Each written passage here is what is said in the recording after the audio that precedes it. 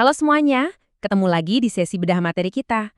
Kalau kalian pernah ngerasa ruwet sama urusan riset akademik di Indonesia, nah, kalian ada di tempat yang tepat.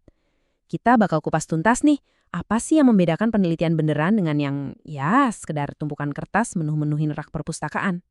Coba jujur deh, sering banget kan kita ngelihat skripsi atau tesis yang tebelnya bukan main.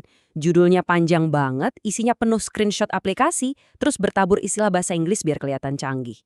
Reaksi pertama kita biasanya, wah gila, ini pasti berkualitas banget. Tapi, tunggu dulu, emangnya benar ketebalan dan bungkus luar itu jaminan mutu? Nah, ini dia salah satu miskonsepsi paling masif yang bakal kita lurusin bareng-bareng hari ini. Oke, biar nggak makin pusing, ini peta jalan kita hari ini. Kita bakal bahas salah kaprah penelitian di Indonesia, beda jenjang, beda kontribusi, bedanya akademisi sama teknopreneur, parameter penelitian berkualitas, dan pastinya alur penelitian yang benar itu kayak gimana. Langsung aja kita masuk ke bagian pertama, salah kaprah penelitian Indonesia. Ini nih, akar dari segala permasalahannya. Jadi gini, masalah utamanya itu banyak banget penelitian di kita yang cuma dianggap sebagai tugas administratif doang. Maksudnya gimana? Ya riset tuh seringnya cuma dikerjain buat syarat lulus, syarat naik pangkat, atau sekedar memenuhi kuota laporan kampus. Fokusnya udah bukan lagi buat memecahkan masalah ilmuah, tapi lebih ke gimana caranya dokumen ini beres tepat waktu.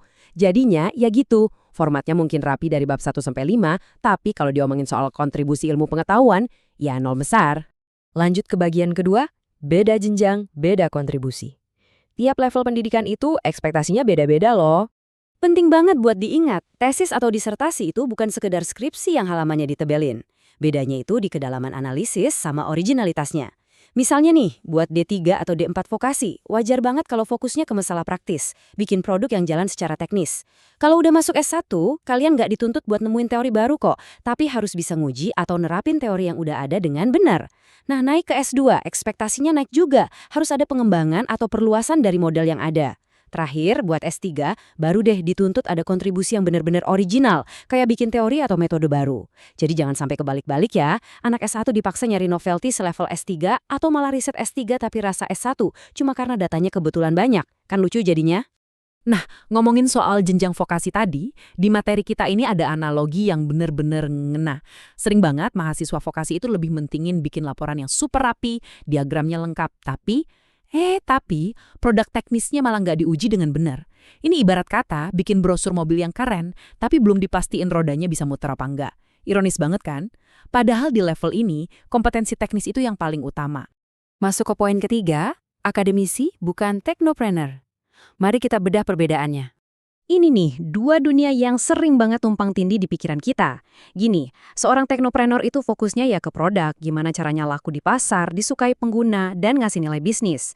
Di sisi lain, seorang akademisi itu fokusnya ke pengujian teori, fakta, dan apa kontribusinya buat ilmu pengetahuan.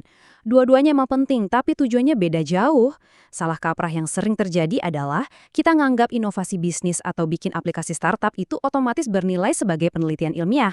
Padahal produk yang laku keras di pasaran itu belum tentu ngasih kebaruan metode atau teori loh. Kesuksesan komersial itu gak otomatis sama dengan novelty scientific. Catat itu ya. Sekarang kita ke bagian keempat, parameter penelitian berkualitas. Sebenarnya apa sih tolak ukur pastinya? Oke, jadi kalau mau riset kita dibilang berkualitas, ini dia syarat-syaratnya. Pertama, alurnya harus logis dan sistematis. Kedua, basis datanya harus empiris dan udah divalidasi. Ketiga, nah ini dia, harus punya novelty atau kebaruan. Ingat ya, ganti lokasi penelitian dari Jakarta ke Bandung dengan teori yang sama persis, itu bukan novelty. Keempat, orisinalitasnya tinggi. Jangan kira lolos cek plagiasi kayak Turnitin berarti ide kalian orisinil. Lolos plagiasi mah cuma nandain kalian nggak copy-paste teksnya, tapi idenya bisa aja tetap pasaran. Kelima, hasilnya bisa digeneralisasi sesuai desain. Dan keenam, harus transparan biar bisa direplikasi sama peneliti lain. Cukup jelas ya? Masih nyambung soal generalisasi barusan, ada sentilan keras nih dari sumber materi kita. Sering kejadian, riset yang cuma dilakuin di satu sekolah kecil, tiba-tiba diklaim bisa mewakili seluruh sistem pendidikan di Indonesia. Sumber kita ngibaratin ini tuh ambisius sekali, seperti satu sendok kuah dipakai menilai seluruh panci. Kena banget kan?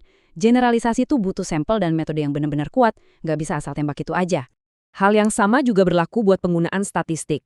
Banyak peneliti ngerasa tugasnya udah kelar begitu software ngeluarin angka signifikan atau nggak signifikan. Terus ya udah ditinggal gitu aja tanpa dianalisis lebih dalam. Analogi di sumber materi kita tuh bilang gini, angka tidak boleh dibiarkan bekerja sendirian seperti pegawai magang yang tidak diawasi. Statistik itu cuma alat bantu teman-teman, bukan pengganti otak kita. Sebagai peneliti, kitalah yang harus turun tangan jelasin apa sih makna ilmiah dari angka-angka itu. Kita sampai di bagian kelima, alur penelitian yang benar. Gimana sih seharusnya? Tadi kan kita udah ngomongin banyak banget salah kaprahnya. Sekarang saatnya kita bahas solusinya. Biasanya nih, tambal sulam akademik yang paling sering kejadian itu, mahasiswa panik cari judul duluan. Begitu judulnya di SCC, baru deh pusing nyeri-nyeri teori buat ditempel. Milih metode yang paling gampang, nyebar kuesioner seadanya, dan kelar. Padahal fondasinya rapuh banget. Coba deh kita beralih ke alur ilmiah yang benar. Jangan mulai dari judul. Mulailah dari masalah di dunia nyata. Kalian bedah tuh literatur terkininya. Cari celah atau gap yang belum kejawab. Dari masalah dan gap itulah baru kalian rancang metodenya sampai dapat kontribusi nyata. Judul mah belakangan aja, itu cuma nama dari proses panjang kalian kok. Nah, buat kalian yang mungkin lagi mumet ngerjain riset, tarik napas panjang dulu. Dan coba ikuti 5 langkah sistematis ini. Pertama, temuin masalah yang jelas, lalu dukung pakai research gap yang tegas dari literatur. Kedua, pastiin tujuan kalian nyambung sama metodenya. Pilih metode yang paling tepat, bukan yang paling gampang ya. Ketiga, kumpulin data yang benar-benar valid secara prosedur. Keempat, olah datanya pakai analisis yang mendalam dan logis, jangan biarin aplikasi mikir buat kalian. Dan kelima, formulasikan hasil temuan itu jadi kontribusi nyata. Terus publikasiin deh, biar bisa diuji sama komunitas ilmiah. Kalau mau kita rangkum, esensi dari kualitas riset itu bisa dibikin jadi satu formula yang elegan banget. Ingat, riset yang bagus itu bukan yang judulnya paling panjang atau variabelnya paling banyak, apalagi yang laporannya paling tebal. Penelitian berkualitas itu rumusnya simple. Masalah yang jelas, ditambah gap yang kuat, dieksekusi pakai metode yang tepat dan data valid, dikawal sama analisis logis, dan ujung-ujungnya menghasilkan kontribusi nyata. Mendingan riset yang fokus, tajam, dan mendalam daripada yang luas banget tapi dangkal kayak daftar belanjaan bulanan.